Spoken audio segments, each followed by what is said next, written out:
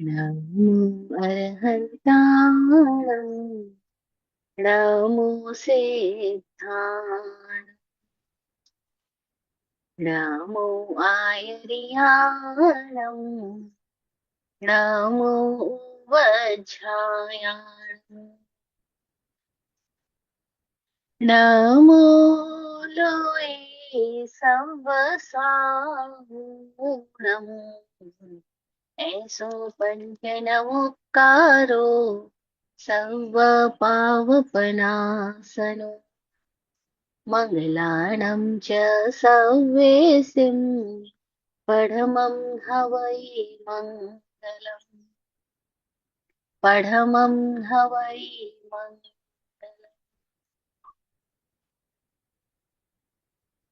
गुरु के ज्ञान का टीका मेरे मस्तक पे लग जाए। गुरु के ज्ञान का टीका मेरे मस्तक पे लग जाए। मैं ना सोचूं ना कुछ समझूं, मैं ना सोचूं ना कुछ समझूं, गुरु जेहन में बस जाए। गुरु जेहन में बस जाए। अनंत उपकारी चरम तीर्थंकर समण भगवान महावीर स्वामी को भावमय वंदन नमन। साध्वी साधु साविका सावक रूप चतुर्विद तीर्थ को प्रणाम। समस्त भव्य आत्माओं की भव्यता को नमन। इस जीव को बोध देने वाले, दृष्टि देने वाले, सुप्त प्रज्ञा को जगाने वाले प्रज्ञा पुरुष आत्मज्ञानी पूज्य श्री विराट गुरु जी एवं स्वामी विकास जी को सतत नमन।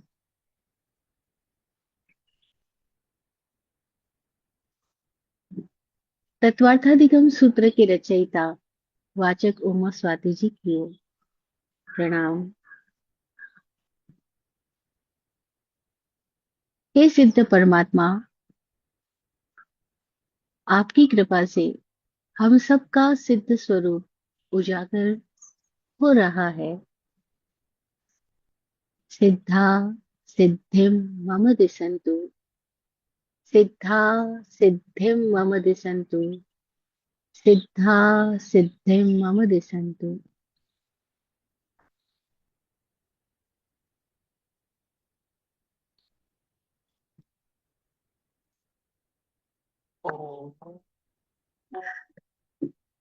हम्म,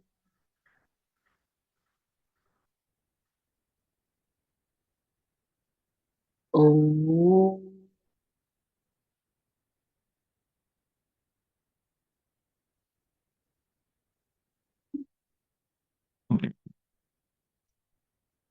ओम।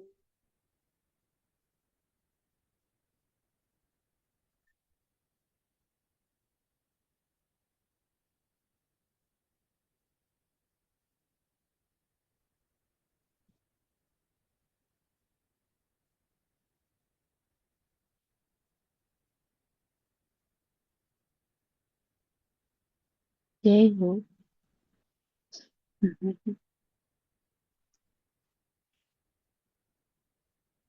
धन्य है वे लोग जिन्होंने इस जीवन को जाग कर जिया और अपने आप का अमृत पिया।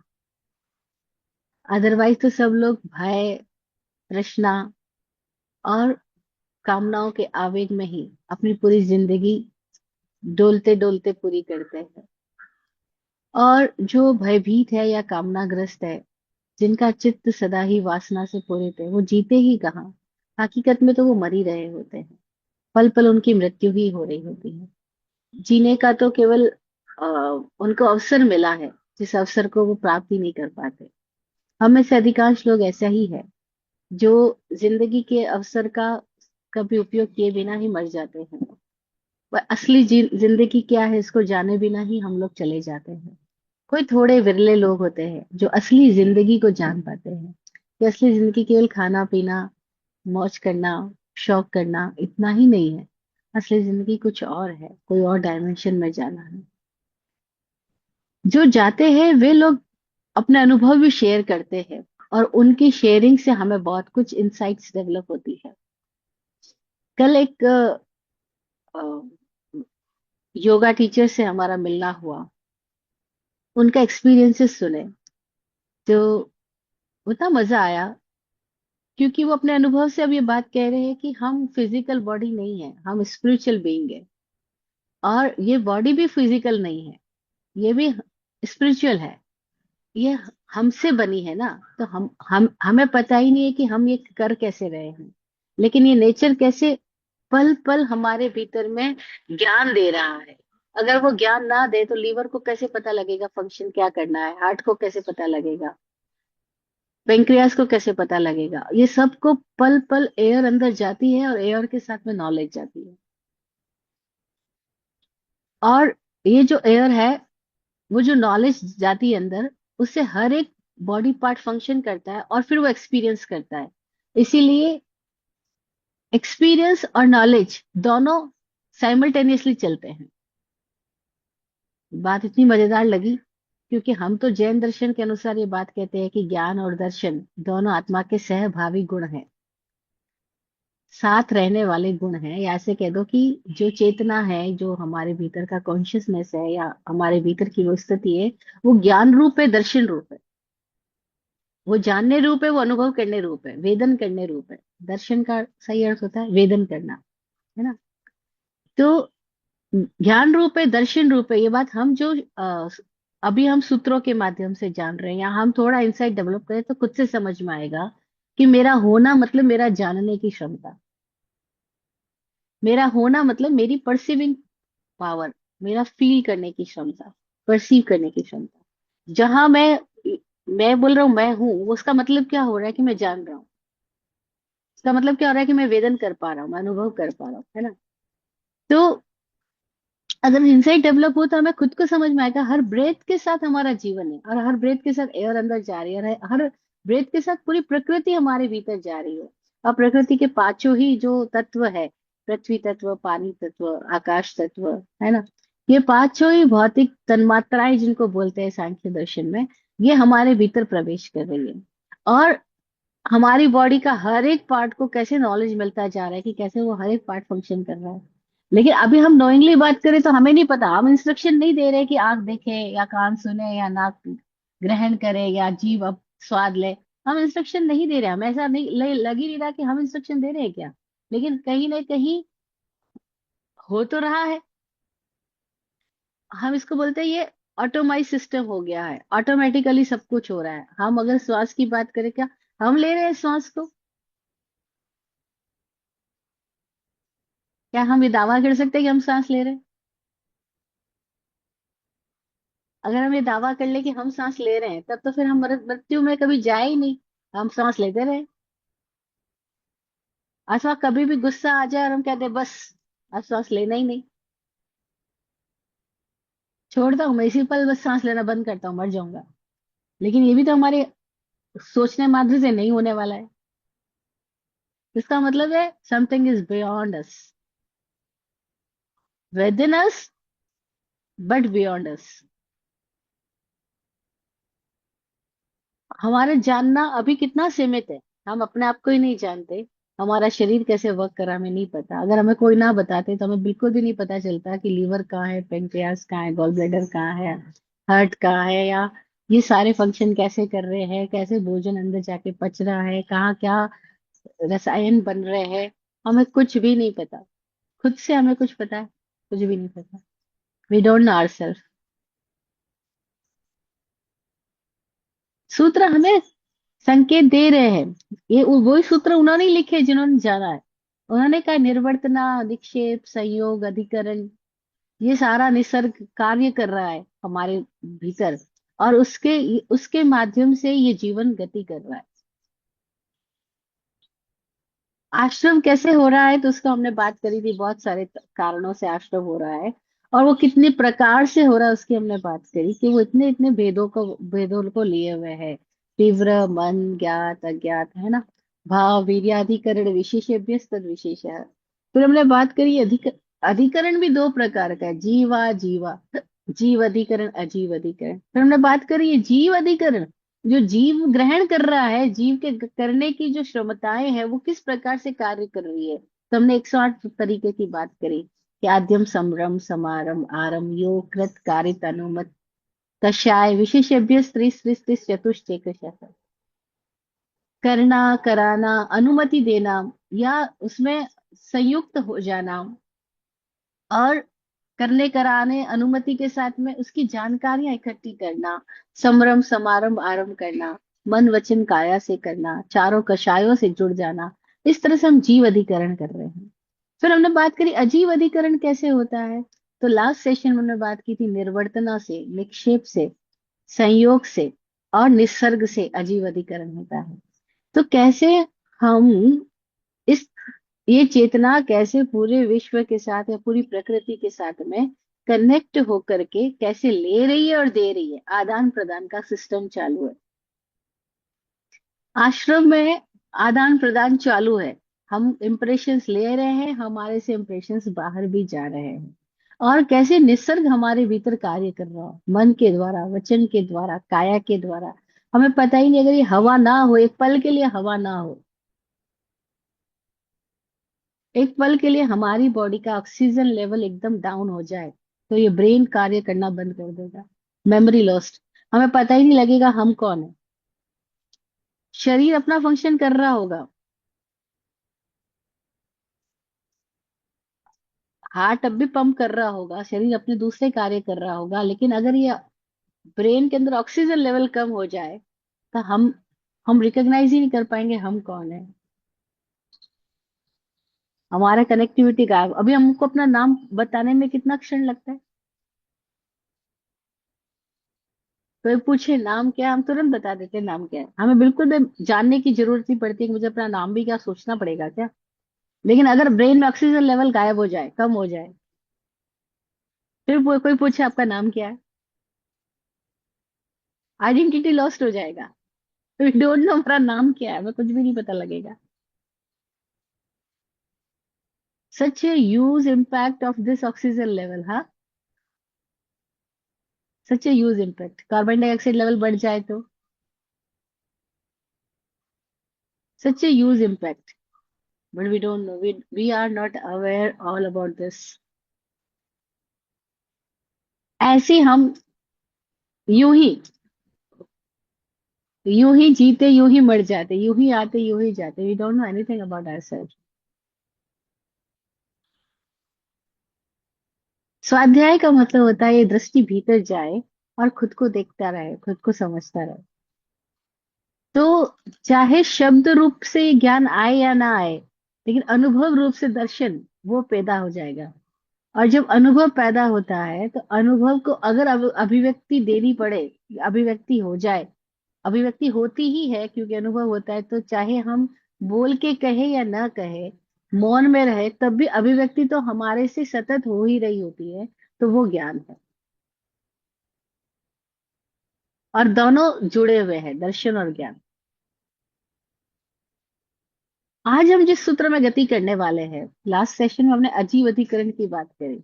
आज हम जिस सूत्र में गति करने वाले हैं वह है ज्ञान और दर्शन के ऊपर आवरण क्यों आता है। भाई, जब हमने अजीव अधिकरण किया तो उसे क्या हुआ। हमने इकट्ठा किया, परमाणुओं का संयोग किया, अपनी रचना करी, प्रकृति के साथ में हमने अलग अलग रूप बनाए।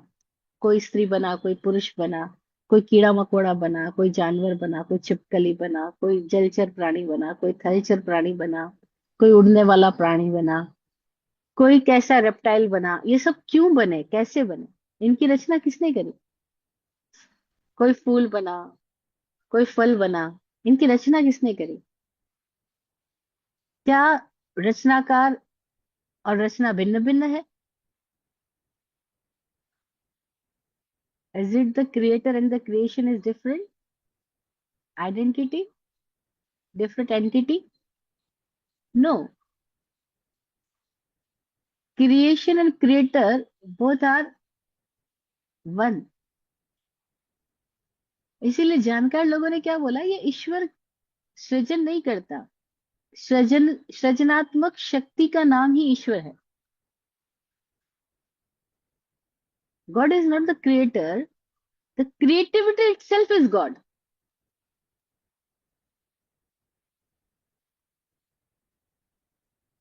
जो सृजन हो रहा है वही गॉड है।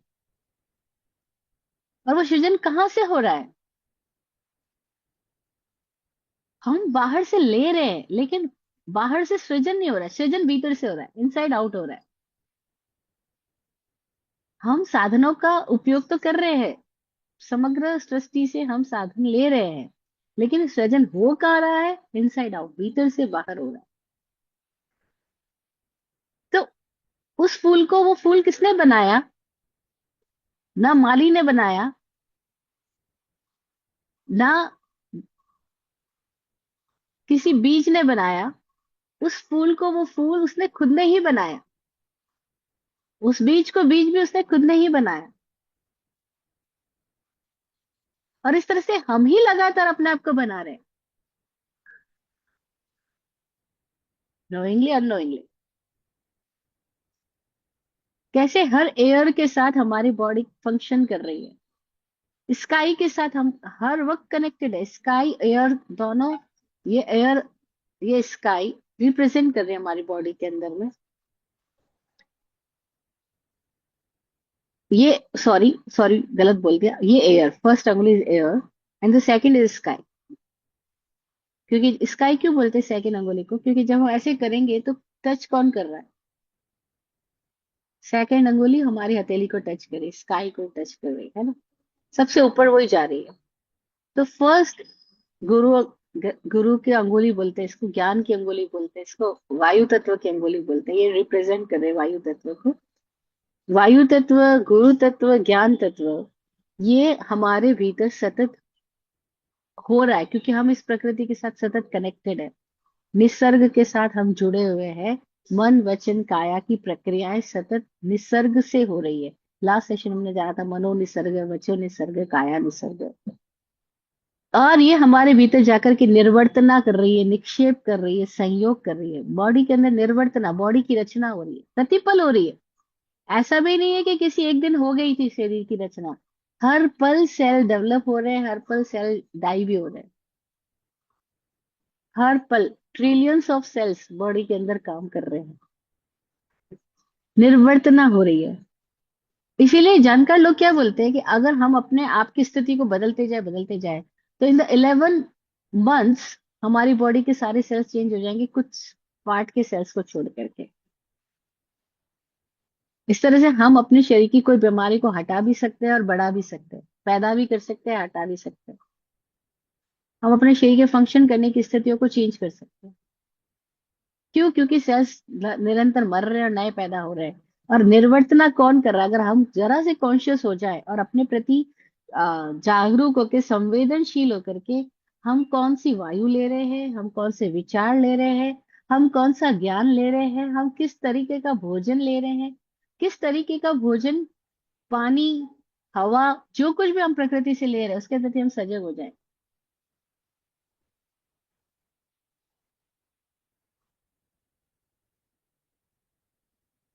एक एक्सपीरियंस उस भाई ने कल शेयर किया, मुझे इतना मजा आया सुन करके, कि उनके पास कोई पेशेंट आए, और वो जो पेशेंट आए वो खुद भी योगा इंस्ट्रक्टर है, लेकिन उनके शरीर में कोई बीमारियां हैं और उनको कारण समझ में नहीं आ रहा।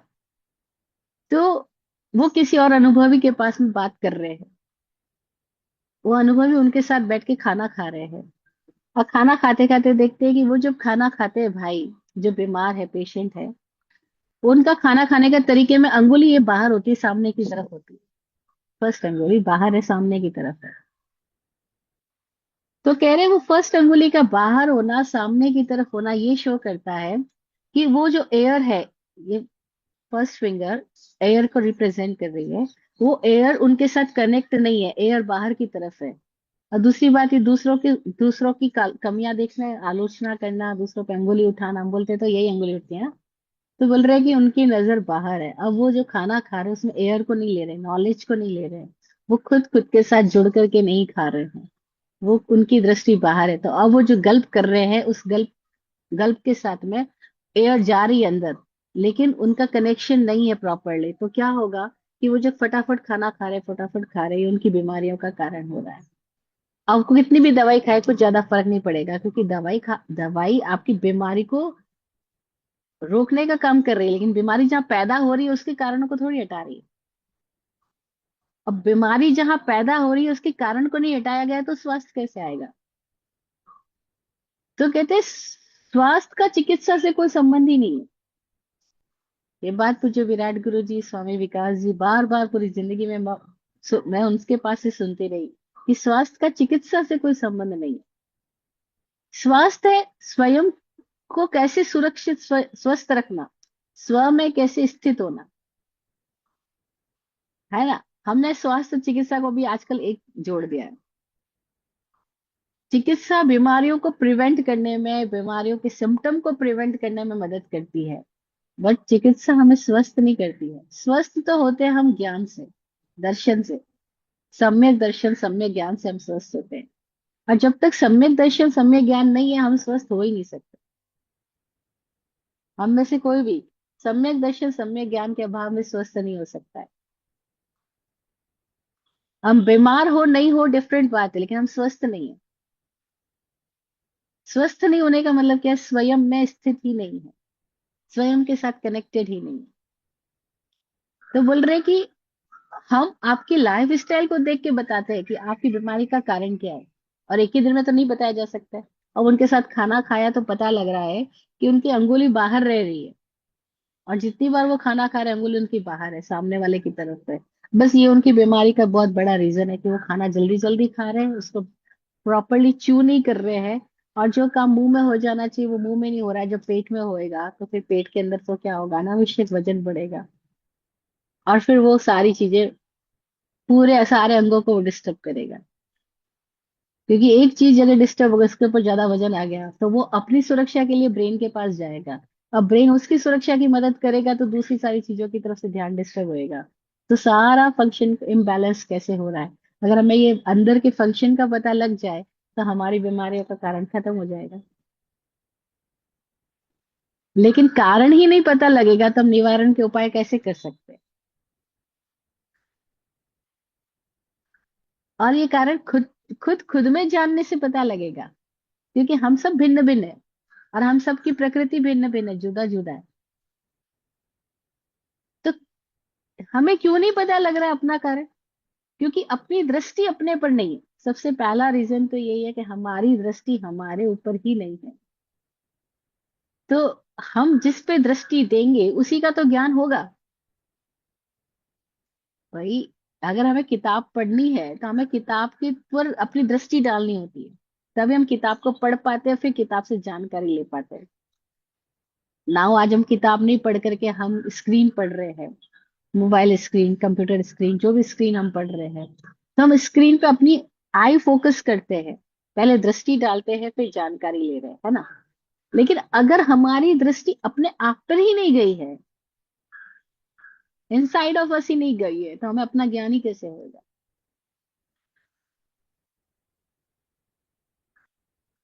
तो जो गए अंदर, उन्होंने जाना कि कैसे कैसे हमारी बॉडी फंक्शन कर रही है, कैसे कैसे ज्ञान और वायु जुड़े हुए हैं, दर्शन और आकाश जुड़े हुए हैं। दर्शन रिप्रेजेंट बाहर के तत्व में देखे तो आकाश, स्काई तत्व, इसलिए देखो आकाश ये है, दृष्टि हो रही है। और इसलिए दृष्टि को हम बार बार बोलते हैं, आकाश की तरह हो, विराट हो, सिकुड़ी हुई ना हो। लेकिन एक ज्ञान और दर्शन, ये दो है, ज्ञान ये दर्शन, और पीछे की जो बाकी तीनों है। अब तीनों का ये है पृथ्वी तत्व, ये है जल तत्व, पृथ्वी और जल जुड़ा हुआ है, धरती और पानी जुड़े हुए हैं। और ये है फायर, अंगूठा। अंगूठा चेतना का प्रतीक बताया गया है फायर को, क्योंकि फायर है, अंगूठा सही है, फायर हमारे भीतर प्रॉपरली है, तो बाकी चार उंगलियां काम करेगी। चार उंगलियों को काम करने के लिए अंगूठा चाहिए। कुछ भी चीज उठानी है, हम अंगुली से नहीं उठा सकते खाली, हमको अंगुली के साथ अंगूठा लगेगा। अभी हमें कल्पना करेंगे, हमें लगेगा नहीं उठा सकते, लेकिन जिसके अंगूठा नहीं होता है उसको देखो, वो नहीं कर सकेगा। डिफरेंट हो जाएगी चीजें। ये अंगूठा फायर है, ये फायर बाकी चारों को बैलेंस करता है, और फायर है तो अंदर जीवन है, प्राण ऊर्जा है ना। फायर गया तो सब गया। अब सारा कॉम्बिनेशन जो हमारी बॉडी के अंदर पांचों तत्वों का कॉम्बिनेशन हो रहा है, अगर वो बैलेंस्ड है, तो हमारे भीतर एक हार्मनी, एक रिदम है। हमारी दृष्टि इन भीतर भी है और बाहर भी है। अब हम दो के बीच में खड़े होकर के जान पाते हैं, तो हमें सब पता लगता है कि हम क्या है और क्या नहीं है।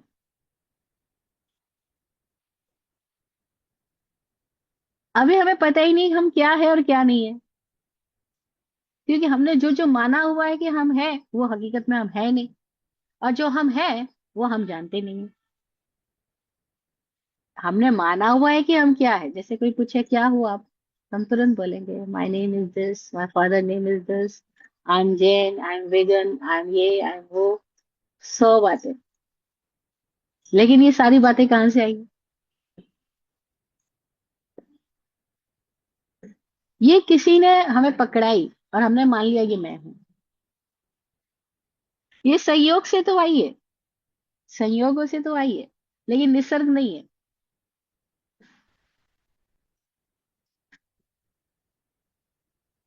पर हम संयोगों को इतना वास्तविक मान लेते हैं कि वास्तविकता क्या है वो हम पता ही नहीं। हम रिलेटिव्स में, रिलेटिविटी में इतने ज्यादा इंडल्ज हो चुके हैं कि what is real we don't know. We are relate to this, we are relate to that, we are relate to something, someone, but what we are we don't know. जब हमें ये नहीं पता कि हम क्या है, तो हम जिससे संबंधित हो रहे हैं वो सच हुआ या फॉल्स हुआ। वो तो फॉल्स हुआ, इल्यूजनरी है। इल्यूजनरी क्यों है कि अभी हमको नाम दे दिया गया, अगर ये नाम बता करके दूसरा नाम दे दिया होता तो। और बहुत लोगों को हटा भी देते, मैंने देखा बहुत सारी लेडीज को, वो जो शादी के पहले उनके नाम दूसरे होते हैं, शादी के बाद दूसरे हो जाते हैं, बोलते ससुराल में आते वक्त नाम बदल दिया।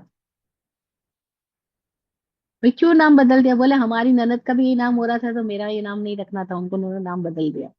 आसमा ज्योतिषी ने बोल दिया था कि फला नाम से रखोगे तो घर में ये अच्छा रहेगा, टिकेगी, ये वो एक्स वाई जेड स्टोरी, तो इसलिए नाम बदल दिया। तब आइडेंटिटी क्या हुआ? ऑल आर रिलेटिव्स ना, चेंज हो जाती है, तो इससे इल्यूजनरी है। लेकिन हम इसको तो बहुत महत्व देते हैं, what is real existence are are, वो हमें बिल्कुल नहीं पता। लेकिन पता, हमें क्यों नहीं पता, और हमें पता करने की इच्छा क्यों नहीं है? क्योंकि हमारा काम ऐसे ही चल जाता है। तो इसका मतलब क्या हुआ कि हम लोग काम चलाओ जिंदगी जी रहे हैं। हमें पता करने की जरूरत ही नहीं पड़ती, क्योंकि सभी लोग ऐसे ही जी रहे हैं। सभी लोग काम चलाओ जिंदगी जी रहे हैं, तो हम भी काम चलाओ जिंदगी जी रहे हैं। हमें क्या जरूरत है कि हम वास्तविकता का पता करें कि वास्तविकता क्या है? वास्तविकता को जाने बिना उपयोगिता तो सारी हो रही है। उपयोगिता फुलफिल हो रही है, जहाँ हमको जरूरत है वो चीजें पूरी हो रही है, खाना पीना, सोना उठना बैठना, रिलेट करना, कमाना धमाना, नाम पद प्रतिष्ठा, ये सब के लिए हमें कोई वास्तविक ज्ञान की जरूरत नहीं है। ये सब फॉल्स इल्यूजनरी स्टेटमेंट में सब कुछ किया जा सकता है। तो फिर रियल की खोज पैदा ही कैसे होगी? वाई? और होता क्या है, हम जब जिंदगी के अनुभवों से गुजरते हैं, हमारे इल्यूजन्स टूटते भी हैं। ऐसा नहीं नहीं टूटते, इल्यूजन्स टूटते हैं। कल तक आप बहुत अमीर थे तो लोग आपको अमित जी करके बुला रहे थे। आज आपका पैसा चला जाए, आपकी पोस्ट चली जाए, आपकी नौकरी चली जाए, आपका पॉलिटिक्स में पद चला जाए, आप बोलते कौन अमित?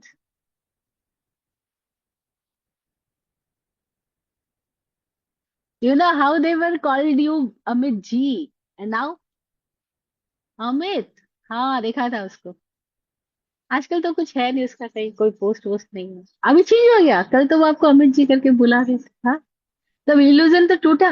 उस आदमी को धक्का लगा, अरे कल ये लोग मुझे ऐसे प्यार कर रहे थे, आज सब गायब हो गए। एक यंग बॉय कल परसों मुझे मिलने के लिए आया बैंगलोर में। बोलते हैं कि अदरवाइज हम आपका वेट कर रहे होते, आप व्हाइट कपड़े में होते तो हम 10-50 लोग आपके चारों ओर घूम रहे होते, आपका इंतजार कर रहे होते। और अभी हम आपको बोलते हैं हाँ आता हूँ, फिर हम आए ना आए, लेट आए। कितना हम हम इल्यूजन में रहते हैं, हम कपड़ों से रेस्पेक्ट कर रहे होते हैं, हम कपड़ों से संबंधित हो रहे होते हैं। कपड़ों के साथ तो कितना महत्व हो जाता है। हाँ, और कपड़े हटते ही सब कुछ आए, यूनिफॉर्म के साथ में आए। What is the illusion? Swami ji कहते हैं देखो ये माया है, क्योंकि लोग वैभव श्री को नहीं जानते। People don't know you, people know what are you having, what are you doing, what is your being, we they don't know. तो हमारे भीतर ये खोज ही क्यों नहीं पैदा होती है कि मैं क्या हूँ? क्यों नहीं पैदा होती? क्योंकि हम इल्यूजन में पूरी जिंदगी बिता देते हैं। अच्छा, इल्यूजन टूटता है तब धक्का लगता है। अच्छा, धक्का लगता है तब क्या होता है? After some time we started a new illusion, we started a new identity, a new business, a new personality. तो हम एक भ्रम से छूटते दूसरे भ्रम में चले जाते हैं। और इस तरह से भ्रम कभी समाप्त ही नहीं होते। ये भ्रमों को ही मोह बोला है, आवरण बोला है। तो ज्ञान और दर्शन जो हमारा भीतर की स्थितियां है, हमारा होनापन है, हम अपने ही होनेपन से डिस्कनेक्टेड, कॉन्शियसली कनेक्टेड नहीं है। डिस्कनेक्ट तो हम हो ही नहीं सकते, क्योंकि जो हमारा होना है, हमारा स्वभाव है, उससे हम कैसे डिस्कनेक्ट हो सकते हैं? But we are not consciously connected with our self. और इसकी हमें जरूरत ही नहीं पैदा हुई। क्यों नहीं पैदा हुई? क्योंकि हम अपनी ही बेचैनियों के प्रति ईमानदार नहीं हुए कि हमारी बेचैनी का कारण क्या है। In spite of having everything, if you have 10 crores, 20 crores, 100 crores, in spite of having any everything, you are अंदर से बेचैन ही रहते हैं। पर लोग अपनी ही बेचैनी के प्रति कभी नजर, अपने आप को नजरअंदाज करना चाहते हैं, खुद से नहीं मुलाकात करना चाहते, इसीलिए लगातार अपने चारों ओर इकट्ठा करके रखते हैं, लोगों को, सामानों को, साधनों को, दूसरी दूसरी चीजों को, ताकि वो अपने आप को खो ले, खुद की तरफ नजर ही ना जाए।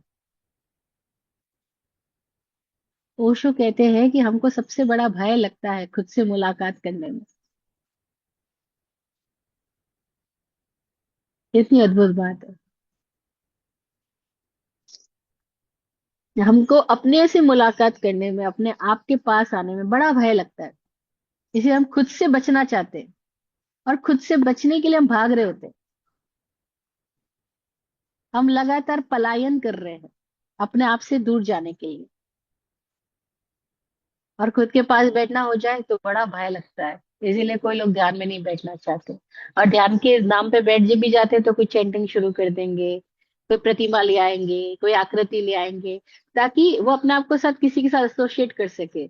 मैं हूं इसका भान बना रह सकता है अगर हम कुछ चैंटिंग कर रहे हैं, अगर हम कुछ प्रतिमा ले आए हैं, अगर कोई आकृति ले आए हैं, किसी समथिंग एंड समवन के सामने एसोसिएशन बना लिया है, तो हम है, कोई आइडेंटिटी समझ आ रही है। अदरवाइज आइडेंटिटी लॉस्ट हो जाएगी, और वो हम में से।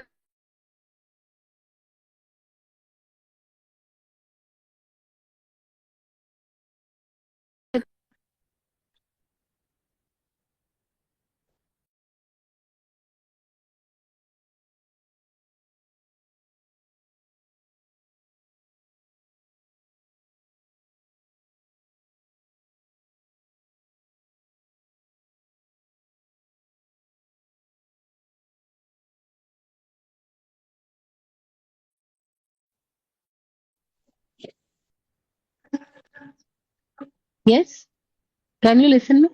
ओके।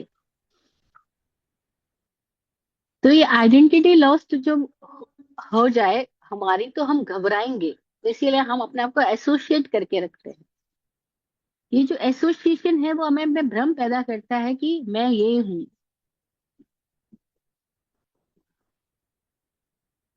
अगर कोई व्यक्ति अपनी इस सारी बीमारियों के बीच में अपनी बेचैनियों को, बीमारी के असली कारण को समझ पाए कि मैं सब कुछ बन के भी बेचैन हूँ। चाहे मैं सुपरस्टार बन जाऊं, करोड़ों लोग मुझे जानते हो, मेरी एक नजर को तरसते हो, उसके बावजूद भी मेरे भीतर क्या होगा? मेरे भीतर की बेचैनी तो वही के वही खड़ी है। अकेले में तो मैं उतना ही उद्विग्न, अशांत, बेचैन, पीड़ित होता हूँ। एक घर में हम थे कुछ दिनों पहले। वहां एक 90 ईयर की एक लेडी है, मोर देन 90 ईयर्स होंगे। अब वो चल फिर तो नहीं सकते, उनके शरीर की स्थिति तो डिफरेंट हो गई, वो छोटे बच्चे की तरह सिकुड़ गई, हाथ पैर सब कुछ, हाथ ऐसे हो गए एकदम। वो क्या बोलती है, हर हर एक क्योंकि अब घर में कोई व्यक्ति पूरी टाइम तो उनके पास नहीं बैठा रह सकता है, क्योंकि वो बुजुर्ग महिला है, तो लोग उनके केयर तो करते हैं लेकिन पूरी टाइम तो उनके पास नहीं रह सकते। तो आवाज दे दे करके बुलाती है सबको, आओ आओ आओ। जब कोई पास जाता है, जैसे मैं एक बार, क्योंकि मैं घर में थी तो मैं पास जाके बैठी, तो मुझे कहते हैं कि खाने को भले मत दो पर अकेला मत छोड़ो।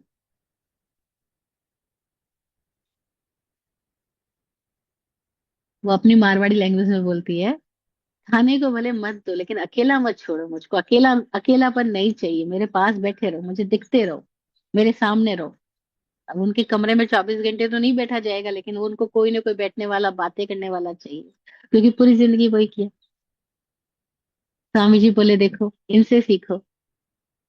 क्योंकि अगर हमने अपने साथ काम नहीं किया जीवन में सजग होते हुए, तो मृत्यु के समय क्या स्थिति होगी? अगर हमने अपने साथ अकेले में रहना नहीं जाना, नहीं सीखा, खुद की कंपनी में हमें अच्छी नहीं लगी, खुद की कंपनी में हम गए ही नहीं, तो हम लगातार बाहर कंपनी ढूंढते रहेंगे, और बुढ़ापे में क्या हो जाएगा देखो। टू मच डिपेंडेंट ना। और डिपेंडेंसी स्लेवरी है। अब उनको दुख लाती है, उनके भीतर दुख इकट्ठा होता जाता है, क्योंकि कोई लोग उनके लिए पूरी रात जाग नहीं सकते। तो वो रात को भर जाग जाग के आवाजें देती है सबको, तो दूसरे लोग चिल्ला के कहेंगे सो जाओ प्लीज, हमें भी डिस्टर्ब मत करो, हमें भी सोने दो। तो जब दूसरे लोग चिल्ला के बोलेंगे, उनके भीतर दुख और ज्यादा इकट्ठा होता जाएगा, इस तरह से उनकी पूरी मृत्यु दर्दनाक हो जाएगी, दुख से भरी हो जाएगी। और क्यों दुख से भरी हो गई? क्योंकि जब उनके पास अवसर था खुद को समझने का, खुद के साथ जीने का, तो वो अवसर को उन्होंने कभी पहचाना ही नहीं। स्वामी जी बार बार ये कहते हैं, भाई वो प्रिपरेशन कर लो, उसकी जो लास्ट एग्जाम आने ही वाला है। अगर उस एग्जाम की तैयारी नहीं करी, तो जब एग्जाम आएगा तो हमें डर लगेगा। और जिसने तैयारी कर रखी है, अपनी प्रिपरेशन पूरी है, वो कहेगा कभी भी एग्जाम आ जाए, हमें क्या। तो ये लाइव एक्सपीरियंस है, उनको देख करके समझ में आता है ये बुढ़ापा क्या होगा। क्योंकि खुद के साथ रहना आया नहीं, बिना लोगों के, बिना सारे साधनों के, हमें अपने से जीना आया ही नहीं। हम पूरी जिंदगी रिलेटिविटी में उलझे रहते हैं, रियल को पहचाना ही नहीं, रियल से कनेक्ट, कॉन्शियसली कनेक्ट हुए ही नहीं। तो ज्ञान और दर्शन, जो हमारा होनापन है, उस पर आवरण ही क्यों आ रहा है? क्योंकि हम अपने आप के साथ कनेक्ट नहीं है, वही आवरण है।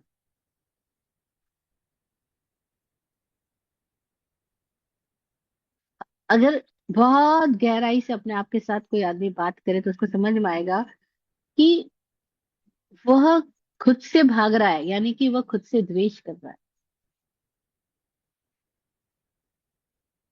और बाहर राग ढूंढ रहा है।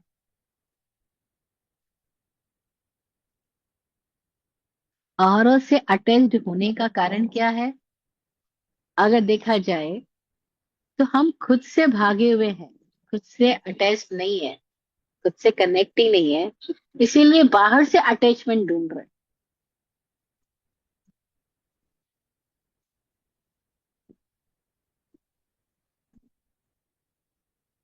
तो ये सूत्र कह रहा है, मैं सूत्र भी बोलती हूँ, आज का 11वां सूत्र, छठे अध्याय का। तत्प्रदोष निर्णव मात्सर्य अंतराय आसादनोपगाता ज्ञान दर्शना वर्णयो। तत्प्रदोष, प्रद्वेष होना, प्रदोष होना, निर्णव छुपाना, तत्प्रदोष निर्णव, अंतराय, आसादन, उपघात, ज्ञान और दर्शन पे आवरण के कारण है। तत् प्रदोष निर्नव मात्सर्य। मात्सर्य ईर्ष्या को कहते हैं। प्रदोष द्वेष को कहते हैं, प्रकर्ष द्वेष को। निर्नव छुपाने को कहते हैं। तो तत् प्रदोष, निर्नव, मात्सर्य, ईर्ष्या, अंतराय, बाधा डालना, आसादना, कष्ट पहुंचाना, उपघात, मार डालना, ज्ञान दर्शनावरणयो, ज्ञान और दर्शन पे आवरण के ये कारण है। तो ये सूत्र कह रहा है कि हम खुद को नहीं जानते, हम खुद का अनुभव नहीं कर पाते, हम जो है वो हमें पता नहीं। Identity lost. हम क्या है वो हमें पता नहीं। एक घर के अंदर हम गए, कुछ दिन पहले की बात है, पूना में हम थे। तो उनका बेटा ट्यूशन पढ़ के आ रहा था, और वो बेटा तो भूल गया हमको, कुछ सालों पहले वो छोटा था और हम उसको देखते थे तब। वो आता था हमारे पास। तो हमने कहा, अच्छा तुम पहले कैप पहन के रखते थे, ऐसे थे, तो तुम्हें याद है? तो बोलते हैं, हाँ आपका फेसेस तो, आप लोगों के चेहरे तो देख के लगता है कि मैं आपको जानता हूँ, लेकिन ऐसे मुझे नहीं पता आप लोग कौन हो। देखा हुआ से तो लग रहा है, लेकिन नहीं पता कौन हो। तो स्वामी जी बोले कि कोई बात नहीं, हमारा चेहरा देखा हुआ लग रहा है, हमारे चेहरे से तुम्हें थोड़ा बहुत पता लग रहा है, क्या तुम्हें अपना चेहरा पता है? Do you recognise your face? तो वो यंग बॉय था, अभी तो 16-17 साल का होगा। बोले, yes yes, I know my self, I know my face. तो स्वामी जी बोला, are you sure? Yes I am sure. अच्छा, अगर तुम जब माँ के गर्भ में थे तब की फोटो तुम्हें दिखाई जाए, तुम्हें पहचान आ जाएगी ये तुम थे? वो बोले, नो नो। अच्छा, जब 1 साल के थे तब की अगर फोटो दिखाई जाए, तुम्हें पता लगेगा, तुम्हें बताया नहीं जाए फोटो तुम्हारी है, will you recognise? No, I don't know. Then how can you say this is your face, you know your face? Actually we don't know our face ना, हमारा फेस भी तो बदल रहा है। बट वे स्टिल माने चले जाते हैं हम कि मैं जानता हूँ मैं कौन हूँ। जो बुढ़ापा हो जाएगा ना, हमें पता ही नहीं चलेगा मैं ये हूँ क्या, लोग बताएंगे। अदरवाइज हमें बिल्कुल नहीं पता चलने वाला मैं कौन हूँ। जब तक लोग पहचान रहे होते हैं, लोग नाम कर रहे होते हैं, तारीफ करने लगता है, हाँ मैं ये हूँ। लेकिन जब ये सारी चीजें जो रिलेटिवली कनेक्टेड हुई उसे निकल जाएगी, तो कौन पहचानेगा कौन क्या है? हम पूरी जिंदगी इस भ्रम में रहते हैं कि लोग हमें पहचाने या हम लोगों को पहचानते हैं। ये भी हमारा भ्रम है कि हम लोगों को पहचानते हैं। जब हम खुद को ही नहीं जानते, हम लोगों को कैसे पहचान सकते हैं?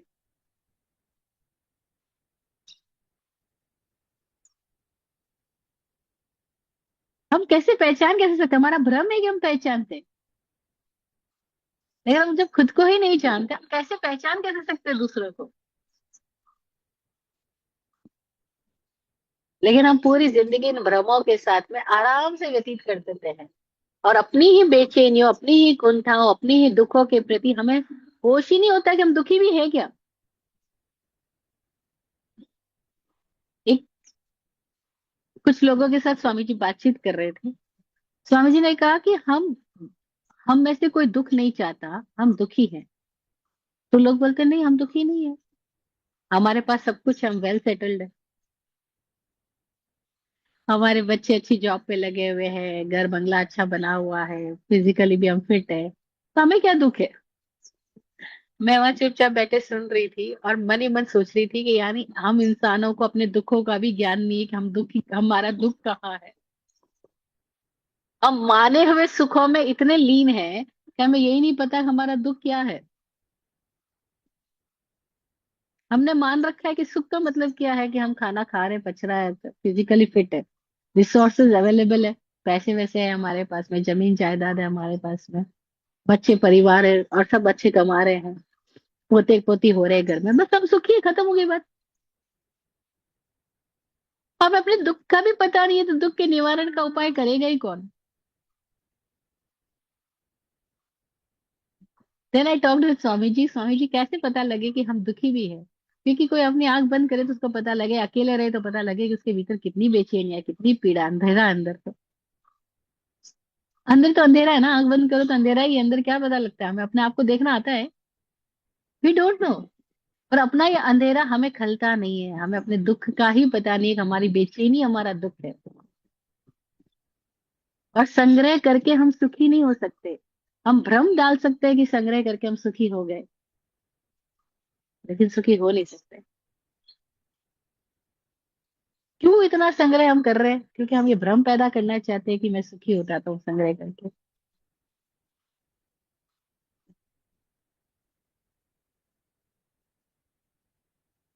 चाहे वो संग्रह सामानों का हो, चाहे वो संग्रह लोगों का हो, संसाधनों का हो।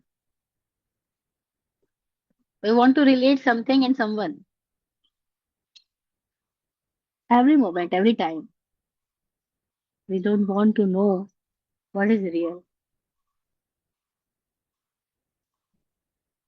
तो सूत्र कह रहा है कि ज्ञान दर्शन पे आवरण का कारण क्या है? तत्प्रदोष, निंदव, मात्सर्य, अंतराय, आसादनोपगाता, ज्ञान दर्शनावरणयो।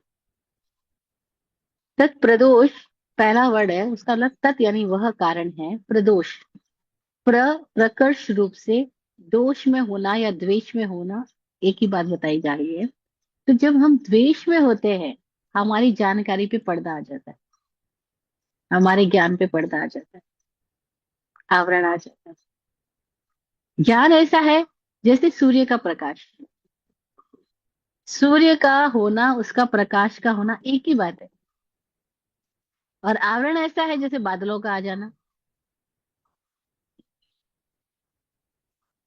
सूर्य के प्रकाश को बादल आवरित कर देते हैं।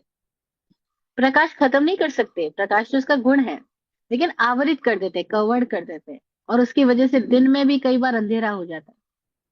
जब काले बादल आकाश में छा जाते हैं तो दिन में भी अंधेरा हो जाता है, क्योंकि सूर्य के प्रकाश को बादलों ने हमारे पास आने से रोक दिया। ऐसे ही भीतर प्रकाशित स्थितियां है, लेकिन उस प्रकाशित स्थिति को बाहर आने से कौन रोक रहा है? हमारे भीतर का द्वेष भाव,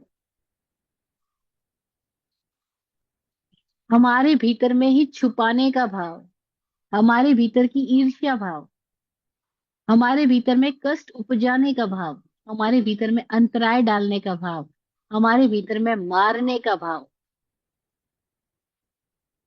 यानी ये सारी स्थितियां क्या बता रही है कि प्रदोष, निंदा, मात्सर्य, अंतराय, आसादनोपघात, ये सारी स्थितियां वो बता रही है कि जब तक हम पूरी तरह से आ, बाहर बिखरे हुए हैं, तब तक हम अपने आप से, अपने आप के ही प्रति जागरूक हो ही नहीं सकते।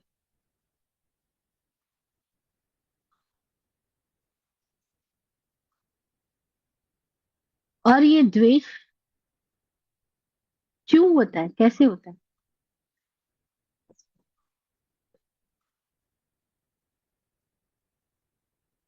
कोई हम इस दृष्टि से कभी सोचा ही नहीं होगा कि हम खुद से ही द्वेष करते हैं क्या?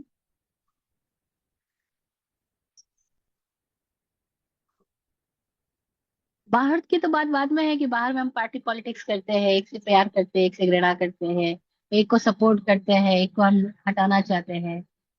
किसी एक के तो तारीफ के पुल बांधते हैं, किसी एक की घृणा और अपमान के स्थितियां पैदा करते हैं।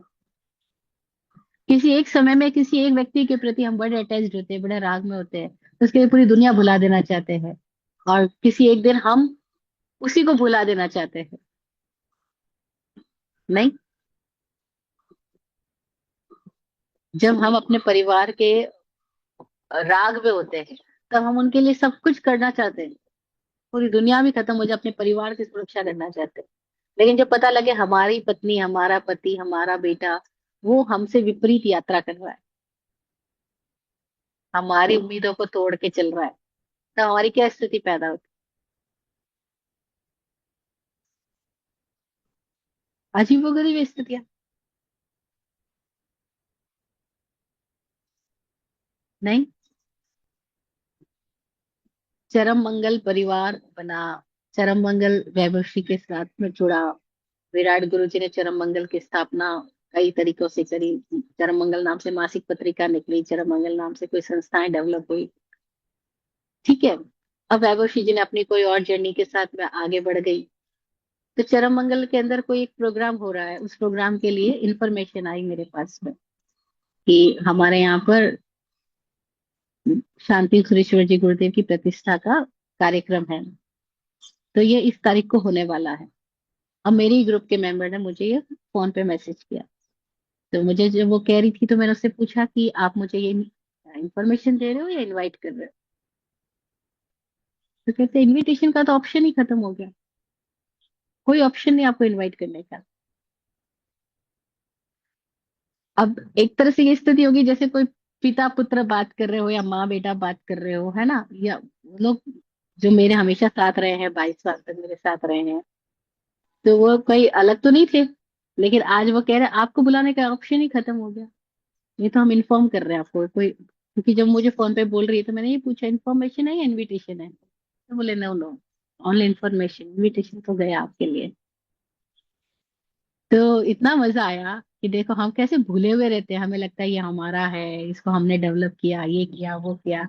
लेकिन जब स्थिति सामने आती है तो पता लगता है अरे ये क्या हुआ। कल तक जो राग था आज द्वेष में बदल गया।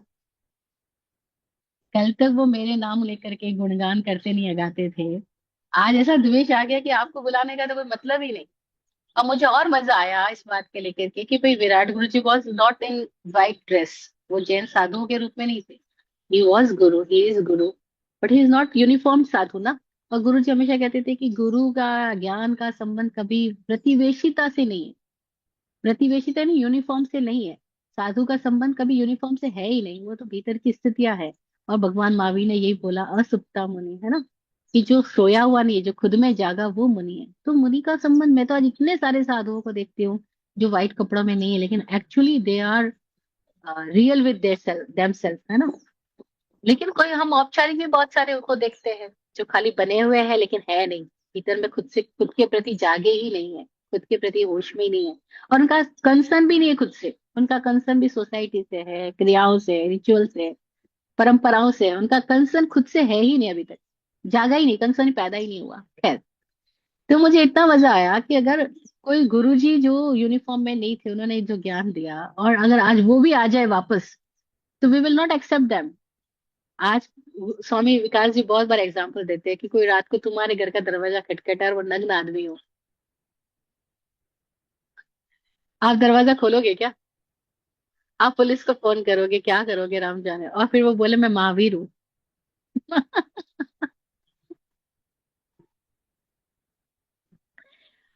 हम क्या करने वाले हैं? हम उसको भगा देने वाले हैं, हमारे अंदर द्वेष पैदा हो जाएगा। हम जिस महावीर के मंदिर में जा करके उस नग्न प्रतिमा की हम आरती उतारते हैं, पूजा करते हैं, पंच कल्याण करते हैं, प्रतिष्ठा करते हैं, महोत्सव करते हैं, we do every rituals with the pratima symbol of Mahavir Swami. लेकिन अगर कोई महावीर स्वामी की तरह कोई दिगंबर आ जाए हमारे पास में, एकदम महावीर आके बोले, व्हाट विल वी डू? तो प्रद्वेष कहाँ है पता लगता है ना, द्वेष पैदा हो जाता है। कल तक तो अटैचमेंट था, राग था, क्योंकि वो हमारी कंडीशनिंग फुलफिल कर रहे थे, वो हमारे जैसे थे, वो हमारी बातों को मान रहे थे। आप कई बच्चे है ना, जब तक आपके कहने में रह रहा है, आप सब कुछ तो कर रहे हो उसके लिए। आप ओवर टाइम ड्यूटी भी करोगे, पैसा भी एक्स्ट्रा कमाओगे, क्योंकि बच्चे को सारी सुख सुविधा देनी है। Then one day your baby आपके सामने बड़ा हो जाता है और वो बोलता है पापा मैं उसके साथ रहूंगा, उसके साथ शादी करूंगा, या वो जॉब करूंगा, या फला जगह जाऊंगा, और जो आपको बिल्कुल नापसंद है। And what will you do? God knows. Yeah, you know. At that time, you will say him, yeah, okay, you do whatever you like, you love in your life. We are with your being. We are not with your doing. हम तुम्हारे होनेपन से प्रेम करते हैं। तुम क्या करती हो वो तुम्हारी स्वतंत्रता है। विराट गुरु जी कहा करते थे ये बात, कि हम तुम्हारे होनेपन से प्रेम करते हैं। तुम क्या करते हो वो तुम्हारी स्वतंत्रता है, तुम्हारा विवेक है। लेकिन कल हमारा ही बच्चा जो हमारे सामने ऐसा कुछ ऐसा विपरीत करने लगेगा, तो क्या हम ऐसा कह पाएंगे, हम ऐसा फील कर पाएंगे? हमारी अंदर की स्थिति ऐसी होगी कि हमारे भीतर कोई बेचैनी ना आए? नहीं, हमारा अटैचमेंट आहत होगा। वो जो कल तक राग में रूप में था, वो आज द्वेष के रूप में आ जाएगा। इसका मतलब क्या हुआ कि राग में द्वेष था ही, केवल प्रकट होने का मौका अब आया। तो जब इस सूत्र कह रहा है प्रदोष, तो प्रदोष का मतलब केवल द्वेष ही नहीं है, राग भी है। क्योंकि अगर राग ही ना होता तो द्वेष कहाँ से आता? किसी और का बच्चा कुछ कर रहा है, हमें थोड़ी परेशानी हो रही है, लेकिन अपना बच्चा है ना, अपना पति है ना, किसी और स्त्री के पास जा रहा है तो कष्ट हो रहा है। वो मेरे पास रहे तो मुझे सुख लगता है, वो किसी और स्त्री के पास चला जाए और किसी और स्त्री के साथ सोने लग जाए, मुझे दुख लगता है। तो इसका मतलब क्या हुआ कि उस राग में ही दोष द्वेष छुपा हुआ ही है, उस सुख में दुख छुपा हुआ ही है। इसलिए जो सुख है वो सुख नहीं है, वो दुख ही है। लेकिन हमें अपना दुख समझ नहीं आता। कंडीशंस हमारे फेवरेबल होती है तो हम अपने आप को सुखी मान लेते हैं, लेकिन हम ये भूल जाते हैं कि कंडीशन से चेंज हो जाएगी। ये लहरें जो उठी है वो गिरेंगी, ये संयोग जो हुए हैं वो जुदा हो जाएंगे। जो आज मेरी तरफ आया है आकर्षित होकर के, किसी और से विकर्षित हुआ है, फिर कल किसी और की तरफ आकर्षित हो जाएगा। ये हवाएं अपना रुख बदलेंगी, और जब हवाएं रुख बदलेगी तब क्या होगा? दिस राग attachment will convert in the aversion। क्या हम सिक्के के दोनों पहलुओं को एक साथ देख सकते हैं? Take a coin in your hand, pick a coin in your hand. क्या दोनों पहलुओं को एक साथ देख सकते हैं? एक कागज उठा ले आपके सामने जो भी है, एक सिक्का उठा के देखो। हाँ, दोनों तरफ से एक साथ देखना है। One time one side. तो जब राग हो रहा है हमें द्वेष दिखाई नहीं देता है, जब द्वेष हो रहा है तब राग दिखाई नहीं देता है। कल वही तो लोग थे, कुछ और कह रहे थे, आज वो लोग कुछ और कह रहे हैं। क्या हो गया? ये सब माया है, इसलिए ज्ञानियों ने इसको माया कहा। क्योंकि जो रियल है वो किसी को दिखाई नहीं देता, जो है वो दिखता नहीं, और जो दिखता है वो है नहीं। दैट्स कॉल्ड माया। जो है वो दिखता नहीं, जो दिखता है वो है नहीं।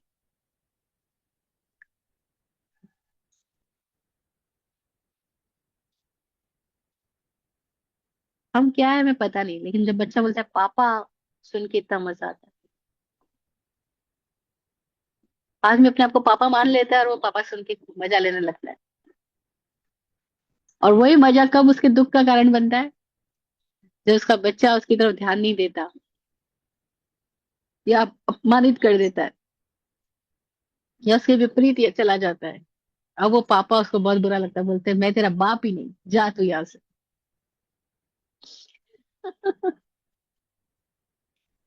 ये सारा द्वेष है ही कहाँ? क्योंकि भीतर से हम अपने आप से अपरिचित हैं।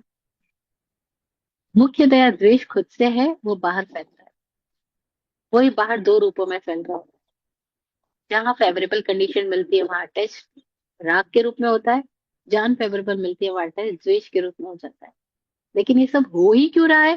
क्योंकि जहाँ वाकई आनंद है, वहां जहाँ वाकई मजा है, वहां से हम कनेक्टेड ही नहीं। उसका हमें होश ही नहीं है कि हम है कौन। का हम मानी हुई एक पर्सनैलिटी जीते हैं, और उसके अंदर ये दो स्थितियां सदा रहेगी, जुड़ना बिछुड़ना, राग द्वेष, सम्मान अपमान। तो पहला पॉइंट कह रहा है ज्ञान दर्शनावरणियों, ज्ञान और दर्शन पे आवरण, और दोनों को एक साथ रखा है, दोनों का आवरण एक ही है, अलग अलग नहीं है, क्योंकि दोनों अलग अलग है ही नहीं। दोनों जुड़े हुए सदा एक साथ, हवा और आकाश। हवा आकाश में ही है, इसीलिए ज्ञान और दर्शन एक साथ जुड़े हुए हैं, तो हमें समझ आ जाए। तत् प्रदोष वह द्वेष है जो ज्ञान और दर्शन पे आवरण का कारण। आज इतना ही रखते हैं, समय हो गया। अभी आगे बहुत सारे पॉइंट्स बाकी है। निन्हव, मात्सर्य, अंतराय, आसादन और उपघात। इन पांचों शब्दों को भी समझना बाकी है। अभी एक ही शब्द पे बात की हमने, प्रदोष, द्वेष। कारण है ज्ञान और दर्शन पे आवरण का। द्वेष का मतलब द्वेष ही नहीं है, द्वेष में राग निहित है। और राग का मतलब राग ही नहीं है, राग में द्वेष निहित है। हम एक टाइम में एक ही पहलू को देख पाते हैं, लेकिन दूसरा पहलू सदा उसके साथ जुड़ा हुआ ही है। Every coin has two aspects. एक साथ देख पाए तो मजा आ जाए। तो कैसे इसके पार जाना वो भी हम सीखेंगे, पर आश्रम के लिए उन्होंने आश्रम में ही बता रहे हैं कि ज्ञान दर्शन पे आवरण आश्रम है ना। हमारे होनेपन पे जो कवरिंग हो रही है वो आश्रम है। जो सूर्य पे बादल आ रहे हैं वो आश्रम है। वो सूर्य के प्रकाश को प्रकट होने से आच्छादित कर देते हैं, रोक देते हैं, कवर्ड कर देते हैं। तो कैसे हम खुद के प्रकाश में प्रकाशित रहे और बाहर की लगबुझ होने वाली इस रोशनी के साथ में ना राग करें ना द्वेष करें, ये कैसे पॉसिबल है वो भी हम सीखें। आज इतना ही। जो बातें कही उनमें से कोई एक आध बात भी हमारे भीतर जाग बनने का कारण बन जाए, जागृति ले आए, तो मौज हो जाएगी। तो प्रश्न है तो हम फिर बात करते हैं। पूज्य विराट गुरु जी की दुआ, आशीर्वचन। आप फूलो फलो हो जिंदगी मखमल मुलायम। आप फूलो फलो हो जिंदगी मखमल मुलायम। आपकी हर खुशी पर है हमारी जान सदके। दुआ करते हैं चुपचाप दिल की थाप से हम।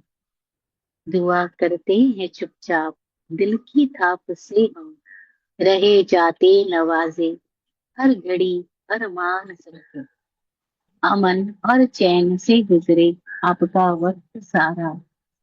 अमन और चैन से गुजरे आपका वक्त सारा। रुख पे खिलती रहे यूं रूह की मुस्कान खुल के। रुख पे खिलती रहे यूं रूह की मुस्कान खुल के। जय हो, जय हो, जय हो। सबका कल्याण।